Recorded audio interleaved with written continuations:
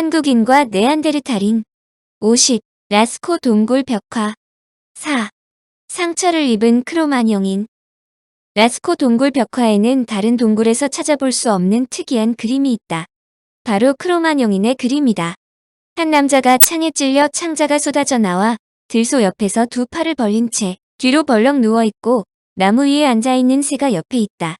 들소에게 치명상을 주기는 했지만 자신도 역시 상처를 입고 쓰러진 상황이다. 프랑소와 보르드 교수는 이 장면에 대한 해석을 두 개의 가설과 연결시켜 설명했다. 이 그림은 하나의 공상 과학 소설과 유사하다. 새를 토템으로 삼은 사람이 들소 사냥 도중에 죽었을 때 코뿔소 토템을 가진 그의 친구들이 이 동굴에 와서 친구의 죽음과 친구를 대신한 복수하는 장면을 그렸다. 그 들소는 창과 화살을 맞았고 아마도 코뿔소의 불에 받친 듯 창자가 터져나왔다. 브레이 신부는 처음에 수렵할 때 일어날 수 있는 사고라고 해석했다.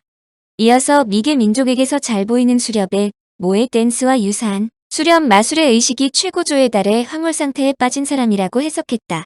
또한 새가 앉아있는 막대기는 토템이며 그 새는 넘어져 있는 사냥꾼 수호신이라고 했다. 당시의 새는 투창기의 장식에 많이 이용되었으므로 역시 수렵의 마술이라는 설명이다.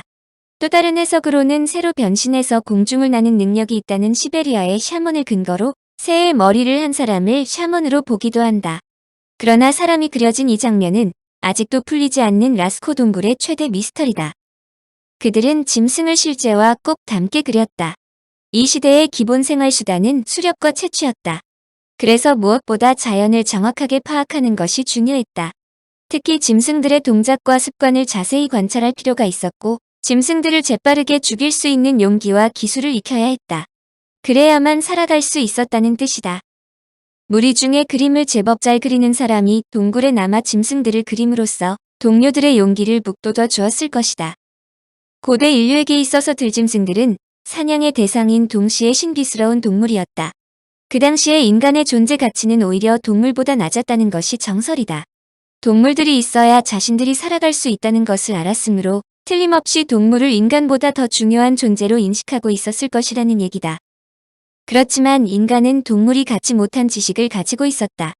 인간의 숫자가 늘어나고 동물의 습성을 파악하여 손쉽게 자신들이 필요로 하는 양식과 필수품을 얻을 수 있게 되자 고대 인류는 원시적 용맹성과 자연에 대한 감각을 잃어버리는 대신 합리적 사고를 갖게 된다.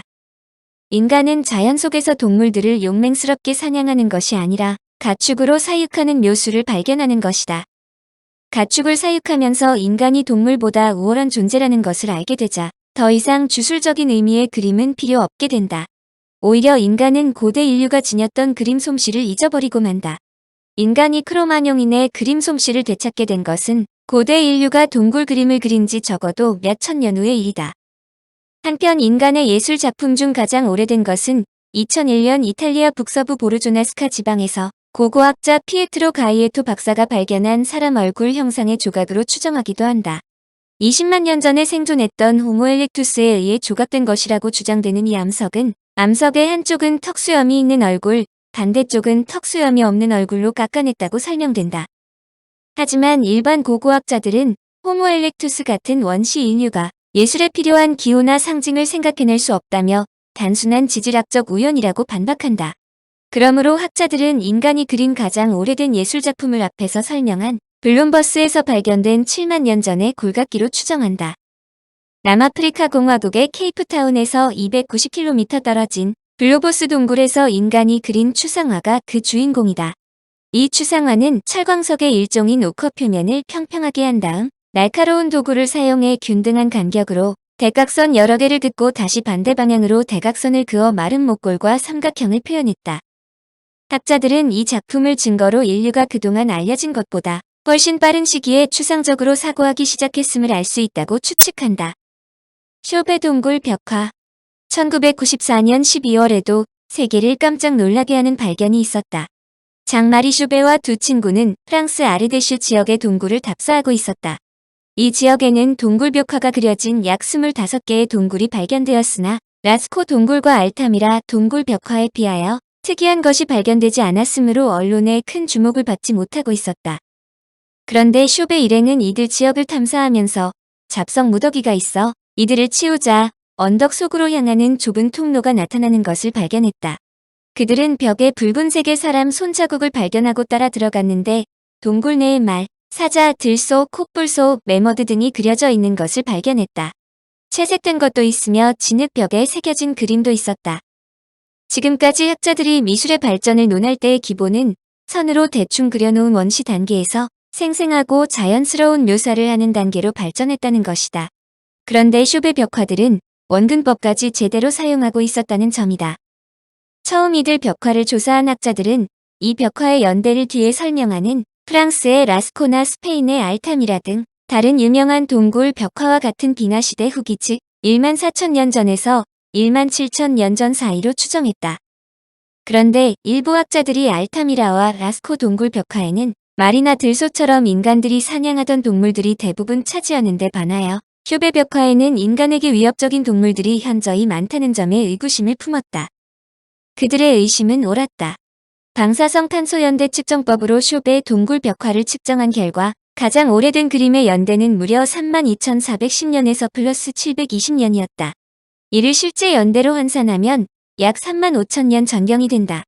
20세기 고고학 사상 최대의 발견이 일어난 것이다. 이들 작품이 오리냐시안 시기인 32,000년 전의 작품으로 밝혀지면서 라스코나 알타미라 동굴의 벽화와 다른 해석이 가해졌다. 이 벽화는 위협적인 동물들에게 원초적인 공포심을 가졌던 사람들이 그렸다는 것이다. 고대 인류에게 들짐승들은 사냥의 대상인 동시에 신비스러운 동물이다. 그 당시에 인간의 존재 가치는 오히려 동물보다 낮았다는 것이 정설이다. 동물들이 있어야 자신들이 살아갈 수 있다는 것을 알았다. 당연히 동물을 인간보다 더 중요한 존재로 인식하고 있었으므로 위협적인 동물들에 대한 경외심으로 그들을 정확하게 묘사했다. 그들에 대한 공포심을 그림으로 표현하여 마음의 위안을 얻고자 한 것이다. 이 부분은 뒤에 라스코 동굴을 설명할 때 다시 한번 설명한다. 쇼베 동굴은 사람이 거주한 적이 한 번도 없었다. 선사시대인들도 지하에 있는 이 성역의 힘을 체험하러 이곳을 찾았을 뿐이다. 그러다가 입구 위쪽 절벽의 일부가 붕괴되면서 동굴을 막아버리는 바람에 외부와 단절되었다. 또한 동굴은 1년 내내 13.5도의 기온과 99%의 습도를 유지했기 때문에 벽화가 잘 보존될 수 있었던 것이다. 쇼베 동굴에서 특이한 것은 손바닥에 안료를 묻혀 92개의 자국을 찍어 놓았는데 학자들은 들소나 콧불소를 형상화한 것으로 추정한다. 컴퓨터로 손의 위치를 재구성한 결과 키가 175cm 정도 되는 사람이 선 자세로 오른손에 안료를 묻혀 벽에 찍는 식으로 그림을 완성했다는 결론을 내렸다. 손으로 직접 찍는 이런 독창적인 기법은 그린 사람과 대상 간의 강한 유대를 상징한다고 장 클로트 박사는 설명했다. 더욱 놀라운 것은 벽 표면을 덮고 있는 진흙을 긁어내 하얀 석회암이 드러내게 한 것이다. 갈기를 곤두세우고 바짝 긴장한 말 한 마리가 6m 길이에 긁어내어 그린 그림 방식으로 그려져 있다. 석기 시대인들에게 말은 탈 것이 아니라 식용이었으므로 그림 소재로 많이 등장한 모델이다. 그러나 쇼베 동굴에서 보이는 매머드, 콧불소, 동굴공, 동굴사자 등 위험한 짐승들은 사냥감이 아니었다. 더욱 놀라운 것은 다뉴브강 계곡에 있는 포겔헤르트 동굴에서 발견된 1931년 상아로 만든 작은 조각상들의 연대가 쇼베 동굴 그림과 같이 무려 32,000년 전경으로 추정된다는 점이다. 길이가 몇 센티미터가 되지 않는 조각상인데도 그물 무늬는 물론 십자 표시도 새겨져 있었고 양 옆을 매끄럽게 손질했다. 가이센클레슈테르웨에서는 뼈피리도 발견되었다. 독일 튜빙겐 대학의 니코나르트 교수는 이들 조각상을 만든 사람들은 틀림없이 현대인들과 같은 예술적 안목과 감각을 갖고 있었다고 주장한다. 홀레슈타인슈타델 유적지에서 발견된 레벤맨슈, 즉 사자인간 조각상은 기존 인류학자들의 크로마뇽인에 대한 선입견을 송두리째 벗겨내는 데 기여한 것으로 유명하다. 30cm 크기의 이 작품은 사자의 상체와 인간의 다리가 결합되었는데 잘 알려진 이집트의 스핑크스가 서 있는 것으로 간주할 수 있을 정도다. 리코어는 이 조각상에 대해 다음과 같이 설명했다. 이 스핑크스는 쇼베 동굴에 그림을 그렸던 사람들이 느꼈던 것과 마찬가지로 위협적인 동물에 대한 원초적인 공포심을 경외심을 갖고 그린 것이다. 인간과 사자가 결합될 수 있다는 생각을 연계시켰다는 것은 인간의 상상력이 갓 피어나던 시절 우리의 조상이 동물의 수준에 머물렀던 것을 박차고 도약하는 순간이 도래했음을 의미한다. 청취자에게 원하는 것은 1. 구독 2. 좋아요.